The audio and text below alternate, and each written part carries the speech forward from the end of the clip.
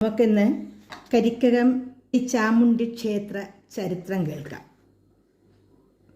ചരിത്ര സംഗ്രഹം തയ്യാറാക്കിയത് കരിക്കകം ശ്രീ എം രാമകൃഷ്ണൻ നായർ, മുൻ പ്രസിഡന്റ്. മുദ്രണം ആരതി ഓഫ്സെറ്റ് പുളിമാത്ത്. ഇപ്പോൾ നമുക്കിന്ന് കരിക്കകം ക്ഷേത്രത്തിൻ്റെ ചരിത്ര സംഗ്രഹം കേൾക്കാം. ഒരു സുപ്രഭാതത്തിൽ തിരുവിതാംകൂർ മഹാരാജാവ് തൻ്റെ മന്ത്രിയെ വിളിച്ചു വരുത്തി. ഇപ്രകാരം ആജ്ഞാപിച്ചു: കരിക്കകം എന്നൊരു സ്ഥലത്ത് ചാമുണ്ഡി ക്ഷേത്രം അന്വേഷിച്ച് എത്രയും പെട്ടെന്ന് വിശദമായ വിവരണം തരണമെന്ന്. അതേ കാലം വരെ കേട്ടുകേൾവി പോലും ഇല്ലാതിരുന്ന സ്ഥലത്തെക്കുറിച്ച് അറിഞ്ഞു വരാൻ മന്ത്രി നാടിൻ്റെ നാനാവഴിക്കും സേവകരെ അയക്കാൻ ഉത്സാഹിച്ചു. ഏതാനും ദിവസത്തെ അന്വേഷണത്തിനൊടുവിൽ ഫലം കണ്ടു. മന്ത്രി നിജസ്ഥിതി രാജാവിൻ്റെ കാതുകളിൽ എത്തിച്ചു.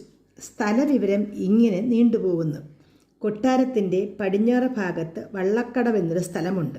അവിടെ നിന്നും അരക്കാതം, ഉദ്ദേശം 2 നാഴിക. ഒന്നുകൂടി വിശദീകരിച്ചാൽ 5 മൈൽ ദൂരത്തായിട്ടാണ് കരിക്കകം എന്ന സ്ഥലം.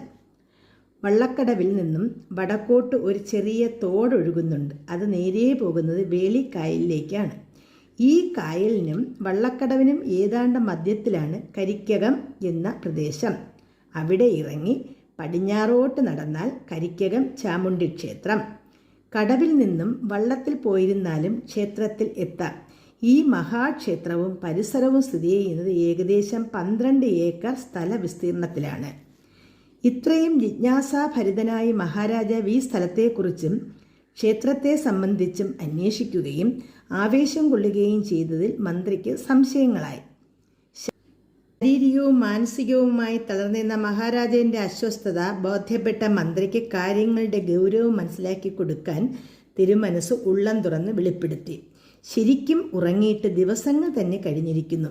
അകാരണമായ ചില ഉൾവിളികൾ ഉറക്കം കെടുത്തുന്നു. ചില കാരണങ്ങൾ തികച്ചും ഒരു ന്യായാധിപൻ ആകയാൽ പ്രജകളുടെ മുൻപിൽ സത്യം വെളിപ്പെടുത്താൻ കഴിയാതെ പോകുന്നു. രാജസന്നിധി കോടതിയും രാജാവ് ജഡ്ജിയുമായിരുന്ന ആ കാലയളവിൽ നടന്നു വന്നിരുന്ന ചില വിധിന്യായങ്ങൾ പഴയ കാലഘട്ടം ഇന്നത്തേതിൽ നിന്നും പൂർണ്ണമായും വ്യത്യസ്തമായിരുന്നു.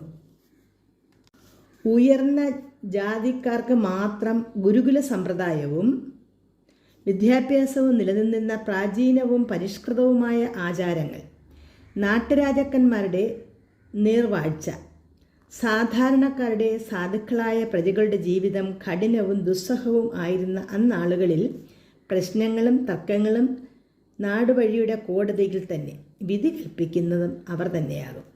സാധാരണക്കാരിൽ വിദ്യാഭ്യാസമുള്ളവർ വിരലിൽ എണ്ണാവുന്നവർ മാത്രം. കൊടുക്കൽ വാങ്ങലുകൾക്ക് രേഖകൾ ഒന്നും അക്കാലത്തുണ്ടായിരുന്നില്ല.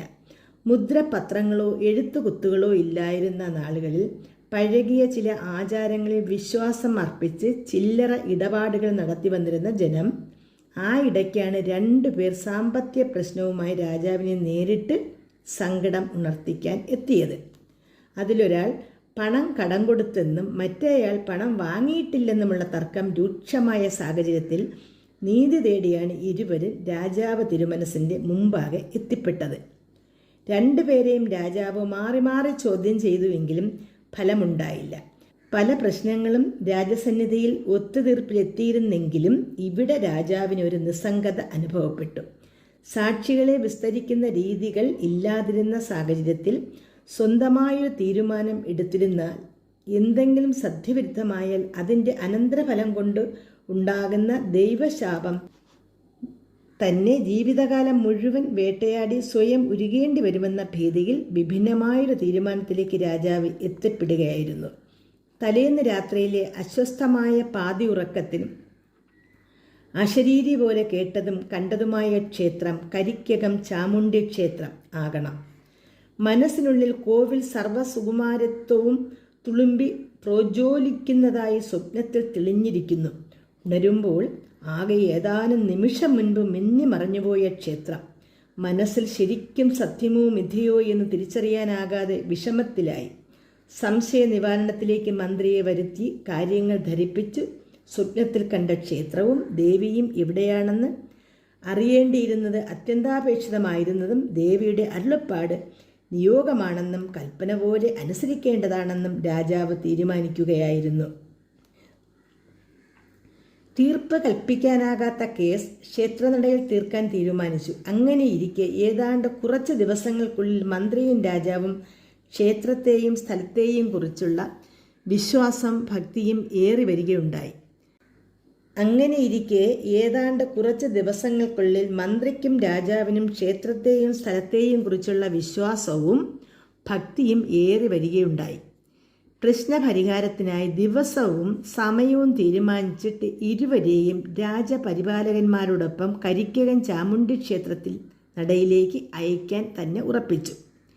അതിലേക്ക് വേണ്ട ഒരുക്കങ്ങൾ തുടങ്ങി. ക്ഷേത്ര പൂജാരിയെ വരുത്തിച്ച് വാദിയെയും പ്രതിയെയും കുളിച്ച് ഈറനോടെ നടയിൽ ഹാജരാക്കി. ചടങ്ങിൽ രണ്ടുപേരും ക്ഷേത്രനടയിൽ 7 പണം വീതം കാണിക്ക അർപ്പിച്ചു. 7 പണം എന്ന് പറയുന്നത് അന്നത്തെ 1 രൂപ, 1 കാശ്, 4 കാശ്, 8 കാശ്, 16 കാശ്, അതായത് 1 ചക്രം. 4 ചക്രം കൂടുന്നത് 1 പണം. 7 പണമാകുമ്പോൾ 1 രൂപ. 28 ചക്രം 1 രൂപ എന്നുള്ളത് കുറച്ച് നാൾക്ക് ശേഷം 21 പണമായി, അതായത് 3 രൂപ. രക്തചാമുണ്ഡിയുടെ നടക്കലാണ് സത്യം ചെയ്യിക്കൽ. പൂജാരി ഒരു വട്ടം നട തുറന്ന് ഒരു കൂട്ടരെ സത്യം ചെയ്യിച്ച് ഏതാനും മിനിറ്റുകൾക്ക് ശേഷം നട അടയ്ക്കുന്നതാണ്. എത്ര വലിയ കള്ളന്മാരും ആ നടയ്ക്ക് മുൻപിൽ നിന്ന് കളവ് പറയാനാവില്ല. ആ ദേവീരൂപം കൺമുൻപിൽ തെളിഞ്ഞിരുന്നാൽ കേസിലെ സത്യവാന് നമസ്കരിക്കുമ്പോൾ പലതും അനുഭവപ്പെടും.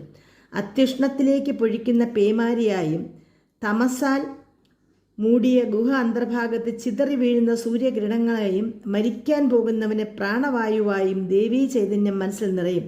അസത്യം ചെയ്യാൻ വരുന്നവന് ചുറ്റിലും അന്ധകാരം കൊണ്ട് അസ്വസ്ഥനായി ഉച്ചത്തിൽ സത്യം വിളിച്ചു ചൊല്ലും. അന്ന് കാലത്ത് സത്യം ചെയ്യിക്കൽ ഒരു പ്രഥമ പരിഹാരക്രിയയായി നടന്നു വന്നിരുന്നു. രക്തചാമുണ്ഡി നട 1 പ്രാവശ്യം തുറപ്പിച്ച് ഈ ചടങ്ങ് കഴിഞ്ഞിരുന്നാൽ വീണ്ടും ശുദ്ധികലശം നടത്തി വേണം പുതിയവ തുടങ്ങാനെന്നായിരുന്നു വിധി. അതിലേക്കായി വരുന്ന ചെലവുകൾക്കാണ് സമർപ്പണ പണം വിനിയോഗിച്ചിരുന്നത്. രാജകൽപ്പന പ്രകാരം വാദിയും പ്രതിയും രക്തചാമുണ്ഡി നടയിൽ ക്ഷേത്രക്കുളത്തിൽ കുളിച്ച് ഈറനോടെ സത്യം വിളിച്ചു ചൊല്ലാൻ തയ്യാറായി നിന്നു. ഞാൻ ഈ നിൽക്കുന്ന ആൾക്ക് കടമായി പണം കൊടുത്തു. ദേവിയെ നോക്കി ശബ്ദത്തിൽ 3 പ്രാവശ്യം വിളിച്ചു ചൊല്ലാൻ പൂജാരി വാദിയോട് ആവശ്യപ്പെട്ടു. അത് പ്രകാരം 3 ആവർത്തി തീരും മുമ്പേ പ്രതി കുറ്റം ഏറ്റുപറഞ്ഞു പ്രായശ്ചിത്തം ചെയ്ത് നടയിൽ സാഷ്ടാംഗം നമസ്കരിച്ചു വാങ്ങിയ പണം തിരികെ കൊടുത്തുകൊള്ളാമെന്ന് സത്യം ചെയ്തു. പ്രശ്നം പരിഹരിക്കുകയുണ്ടായി. ഈ സംഭവം നാട്ടിൽ ഒരു വാർത്തയാകുകയും ക്ഷേത്രത്തിൻ്റെ കീർത്തി വർദ്ധിക്കുകയും മഹാരാജാവിൻ്റെ പ്രശംസയ്ക്ക് കരിക്കകം എന്ന നാട്ടുപ്രദേശം പ്രബലമാവുകയും ഉണ്ടായി. ഇതിനുശേഷം പല അവസരങ്ങളിലും സത്യസന്ധമായ കാര്യങ്ങളുടെ നേരറിവുകൾക്കായി രാജാവ് കൂടുതൽ ആൾക്കാരെ ഈ ക്ഷേത്രത്തിലേക്ക് അയക്കാൻ തുടങ്ങി. ക്ഷേത്രം കൂടുതൽ വിഖ്യാതമായി. അവിടെ നിന്ന് അയച്ച ആൾക്കാരിൽ നിന്നും കൂടുതൽ വിവരങ്ങൾ ശേഖരിച്ച രാജാവ് നീതിമാനായിരുന്ന ജനം തങ്ങളുടെ കാണപ്പെട്ട ദൈവം മഹാരാജാവ് എന്നും വാഴ്ത്താൻ തുടങ്ങിയ നാളുകൾ. ഒരു സുപ്രഭാതത്തിലും തിരുമനസിന് ദേവിയുടെ ഉൾവിളിയുണ്ടായി. ഇങ്ങനെ വെളിപ്പെടുത്തുകയായിരുന്നു: സത്യത്തിന് സാക്ഷിയായ ദേവി, കരിക്കകത്തമ്മ എന്ന ആപ്തവാക്യം.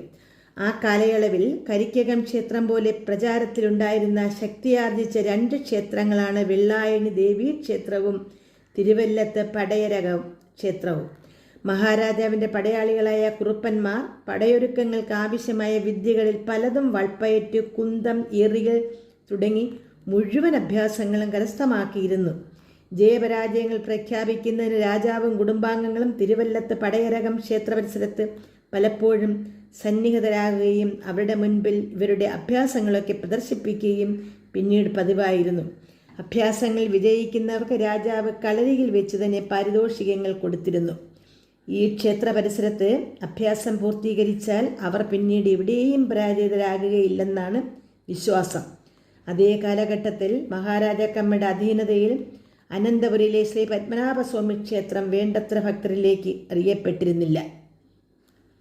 പിന്നീട് പേരും പ്രശസ്തിയും ആർജിച്ചത് മാർത്താണ്ഡവർമ്മ മഹാരാജാവിൻ്റെ കാലത്താണ്. ഏകദേശം 1 നൂറ്റാണ്ടിന് ശേഷം ശ്രീ ചിത്ര തിരുനാൾ ബാലരാമവർമ്മ മഹാരാജാവിൻ്റെ കാലത്തുണ്ടായ ക്ഷേത്രപ്രവേശന വിളംബരത്തിലൂടെയാണ് അവിടെ എല്ലാ ഹിന്ദു മതസ്ഥർക്കും പ്രവേശനാനുമതി നൽകിയത്. 1936 ഏപ്രിൽ 19 ശ്രീ പത്മനാഭസ്വാമി ക്ഷേത്ര പ്രവേശന വിളംബരം എന്ന പേരിലായിരുന്നു അത്. കരിക്കകത്ത് 24 വർഷമായി ക്ഷേത്രത്തെ സംബന്ധിക്കുന്ന പല സംഗതികളും മനസ്സിലാക്കാനും ചിലതെല്ലാം ദോഷമായി ഭവിക്കുന്നുണ്ടെന്നും അറിഞ്ഞു. ആയതിനാൽ ഇതിൻ്റെ അധികാരികൾ ദേവപ്രശ്നം നടത്തിച്ച് പരിഹാരക്രിയകൾ ചെയ്തു വരുന്നു. പ്രശ്നത്തിൽ സ്ഥിരമായി തെളിഞ്ഞു കാണാറുള്ള ഒരു വലിയ സത്യം, ക്ഷേത്രം നൂറ്റാണ്ടുകൾക്ക് മുമ്പ് തന്നെ രാജകുടുംബവുമായി അഭേദ്യ ബന്ധമുള്ളതായിട്ടാണ്.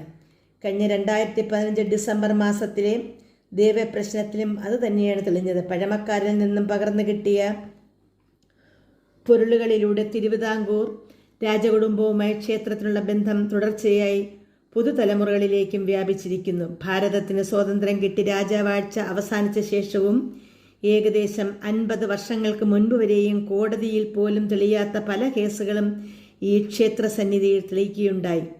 ക്ഷേത്രവുമായി ബന്ധപ്പെട്ടവരും നാട്ടുപ്രമാണിമാരും ചേർന്ന് ആ കാലഘട്ടങ്ങളിൽ പല സന്ദർഭങ്ങളിലായി 100 കണക്കിന് ആൾക്കാരെ സത്യം ചെയ്യിക്കുന്നതിന് നടയിൽ കൊണ്ടുവന്നിരുന്നു. അവരിലും സത്യവിരുദ്ധമായി കള്ളസത്യം ചെയ്തിരുന്നവരും ഉണ്ടായിരുന്നു. അതിനൊക്കെ ദോഷഫലം അനുഭവിച്ചവരും ഉണ്ട്. അങ്ങനെയൊരു സംഭവം പറഞ്ഞു കേട്ടിട്ടുള്ളത് ഇങ്ങനെ. സത്യം തെളിയിക്കാൻ കൊണ്ടുവന്നതിൽ ഒരാൾ ദേവീ നടയിൽ രോക്ഷാകുലനായി അവിടെ കൂടിയിരുന്നവരെയും ദേവിയെ തന്നെയും അസഭ്യം പറയുകയും രക്ഷപ്പെടാൻ മാർഗമില്ലാത്ത സാഹചര്യത്തിൽ കള്യ സത്യത്തിന് വിധേയനാകുകയും ചെയ്തു. പക്ഷേ സത്യസ്വരൂപിണിയായ അമ്മ ഒട്ടും വൈകിച്ചില്ല. അവൻ ക്ഷേത്ര പരിസരം വിട്ടുപോകാൻ കഴിയാതെ രക്തം ഛർദ്ദിച്ച് കുഴഞ്ഞു വീണ് മരിക്കുകയായിരുന്നു.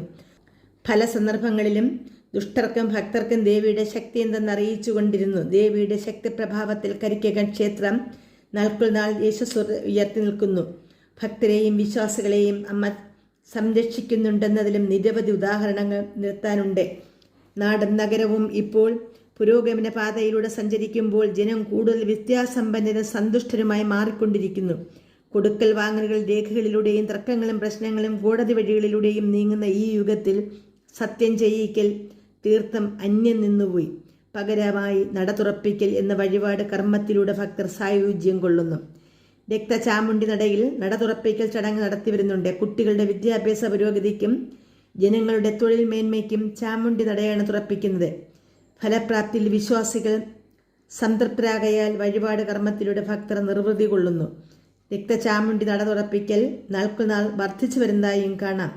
കരിക്കകം പ്രദേശത്തെപ്പറ്റി എഴുതുമ്പോൾ കരിക്കകം എന്ന പേര് എങ്ങനെ ഉണ്ടായി എന്നുള്ളതിന് 3 രീതിയിൽ അഭിപ്രായങ്ങൾ ഉള്ളതായി അറിയുന്നു. ഒന്ന്, ഈ പ്രദേശത്ത് ധാരാളം ആനകൾ ഉണ്ടായിരുന്ന ഒരു കാടായിരുന്നു, അതിനാൽ കരിക്കകം എന്നും, അതല്ല കരിനിലങ്ങളാൽ നിറഞ്ഞ സ്ഥലം എന്നും പറയുന്നു. ഒരാൾ ഇറങ്ങി നിന്നാൽ ഇളി വരെ താഴുന്ന ചെളി നിലം. ക്ഷേത്രത്തിന് വടക്ക് ഭാഗത്ത് മുഴുവനും ഇതുപോലെ നിലമായിരുന്നു. അതിനാലാണ് കരിക്കകം എന്ന നാമം വന്നതെന്നും പറയപ്പെടുന്നു. ഇതൊന്നുമല്ലാതെ കലയുടെ കലവറ ആയിരുന്നതുകൊണ്ട് പല കലകളും, കഥകളി, ഓട്ടൻതുള്ളൽ, തിരുവാതിരക്കളി, കമ്പിടുകളി, ഇങ്ങനെ പല രീതിയിലുള്ള കലകളാൽ സമർത്ഥമായ സ്ഥലം കരിക്കകം എന്നും 3 രീതിയിലുള്ള കഥകൾ കരിക്കകത്തെപ്പറ്റി പറഞ്ഞു കേൾക്കുന്നു. വേളിക്കായൽ മുതൽ ചാക്ക വരെയുള്ള കരിക്കകം പ്രദേശത്ത് അന്ന് വിരലിലെണ്ണാവുന്ന കുടുംബങ്ങൾ മാത്രമാണ് ഉണ്ടായിരുന്നത്. വടക്ക് നിന്നും തെക്കോട്ട് 1000 തോപ്പ്, തോപ്പിൽ വീട്, ചാരമൂട്, കൊല്ലം വിളാകം, കഴിഞ്ഞകണ്ഠം, തോട്ടുപുറം, തോപ്പുവിറാകം, പനച്ച വീട്, അങ്ങനെ ഏതാനും വീടുകൾ കൂടി ഉണ്ടായിരുന്നു. ഈ പറഞ്ഞ വീടുകളുടെ എല്ലാം പടിഞ്ഞാറ് ഭാഗത്ത് കാടായിരുന്നു. പുന്ന, ചെറുപുന്ന, കശുമാവ്, പോങ്ങ് തുടങ്ങി പല വൃക്ഷങ്ങൾ നിറഞ്ഞ നിബിഡവനം. ഈ വനത്തിന് പടിഞ്ഞാറ് വശത്തായിട്ട് നല്ല പഞ്ചസാര വിരിച്ചിട്ട തരം മണൽ പ്രദേശം. ഈ വിചിത്രമായ മണൽ പ്രദേശത്ത് ഇടവമാസത്തെയും കർക്കിടക മാസത്തെയും മഴ വീണ് കഴിയുമ്പോൾ വേളിക്കായലിനു തെക്കോട്ട് വലിയ ഒരു നദി പോലെ തോന്നും വിധം വെള്ളം കെട്ടിക്കിടക്കുമായിരുന്നു. ഈ സ്ഫടികം മാതിരിയുള്ള ജലത്തിൽ പ്രത്യേകിച്ച് ഓണക്കാലത്ത് കുളിക്കാൻ എല്ലാ തരത്തിലുള്ള ആൾക്കാരും, കുട്ടികളും ചെറുപ്പക്കാരും പ്രായം ചെന്നവരും എത്തിയിരുന്നു. റെയിൽപാളവും ടൈറ്റാനിയം ഫാക്ടറിയും ഒക്കെ വന്ന ശേഷവും വെള്ളക്കെട്ടുണ്ടാകുമായിരുന്നു. മഴക്കാലമാകുമ്പോൾ റെയിൽവേ പാളത്തിന് ഇരുവശവും ടൈറ്റാനിയം ഫാക്ടറിയുടെ വടക്ക് വശവും ജലധാര തന്നെ. ഇതിന് അന്ന് പറഞ്ഞത് പള്ളം എന്നായിരുന്നു. പള്ളത്തിൽ കുളിക്കാൻ പോകുന്നു എന്നാണ് പറയാറുള്ളത്. ഇന്നത്തെ പോലെ വീടുകളും ജനവാസവും വിപുലീകരിച്ചിട്ട് അധികകാലം ആയില്ല എന്നതാണ് യാഥാർത്ഥ്യം. ഒരു കാലത്ത് ക്ഷേത്രത്തിന് മുൻപിൽ കാണുന്ന ചാക്കത്തോടിന് ഇരുകരകളിലും വൻമരങ്ങളും കൈത തുടങ്ങിയ മുൾച്ചെടികളും കൊണ്ട് കാടിൻ്റെ പ്രതീതി ജനിപ്പിച്ചിരുന്നു. ഇരുവശവും പോകുന്നതിന് ചെറിയ വള്ളങ്ങൾ ഉപയോഗിച്ചിരുന്നു. തോടിൻ്റെ പടിഞ്ഞാറ് ഭാഗം 1/2 അടി വീതിയിൽ ഒരു ചെറിയ നടപ്പാത, ബാക്കിയെല്ലാം പുല്ലും പൂക്കളുമുള്ള ചെടികൾ നിറഞ്ഞ സ്ഥലം. ഇതിലെയാണ് ആളുകൾ ചാക്കയിൽ പോയി വന്നിരുന്നത്. മഹാറാണി പാർവതിഭായിയുടെ കാലത്താണ് ഇരു കരകളിലും ഉള്ള വൃക്ഷം മുൾച്ചെടികളും ഒക്കെ മാറ്റി തോട് കുഴിച്ച് കരകൾ രണ്ടും കല്ല് കെട്ടിച്ചത്. എറണാകുളം, ആലപ്പുഴ, കൊല്ലം എന്നീ സ്ഥലങ്ങളിൽ നിന്ന് കച്ചവടക്കാർ പഴവർഗ്ഗങ്ങളും പലതരത്തിലുള്ള സാധനങ്ങളും കൊണ്ടുവന്ന് കച്ചവടം നടത്തിയിരുന്നു. ഇവിടെ നിന്നും അങ്ങോട്ടും വള്ളങ്ങളിൽ സാധനങ്ങൾ കൊണ്ടുപോകുന്നതിനും ഇരുവശത്തേക്കും യാത്ര ചെയ്യുന്നതിനും അത് സൗകര്യമായിരുന്നു. ഇതെല്ലാം മഹാറാണിയുടെ കാലത്തായതിനാൽ റാണിയുടെ പേര് വെച്ച് തന്നെ പാർവതി പുത്തനാർ എന്നും പേര് വന്നു. പണ്ടത്തെ ചാക്കത്തോടെന്ന് പറഞ്ഞിരുന്നത് ഇന്നറിയപ്പെടുന്നത് പാർവതി പുത്തനാർ എന്നാണ്. ഏറെക്കാലം ആളുകൾ കുളിക്കുന്നതിനും തുണി അലക്കുന്നതിനും ഉപയോഗിച്ചുകൊണ്ടിരുന്ന ശുദ്ധജലമായിരുന്നു പുത്തനാർ. ഇന്നതെല്ലാം അപ്രത്യക്ഷമായി കഴിഞ്ഞിരിക്കുന്നു. നാടും നഗരവും കുടിവെള്ളത്തിന് പോലും പണവുമായി നെട്ടോട്ടമോടുന്ന കാഴ്ച ദയനീയം തന്നെ. അന്നത്തെ ജനം കിണറുകളും കുളങ്ങളും ആശ്രയിച്ചിരുന്നെങ്കിൽ ഇന്നതെല്ലാം മാറി പൈപ്പ് വെള്ളത്തെ ഇഷ്ടപ്പെടുന്നു. അപ്പോൾ ഇത്രയുമാണ് ചരിത്ര സംഗ്രഹം. എല്ലാവർക്കും നന്ദി, നമസ്കാരം.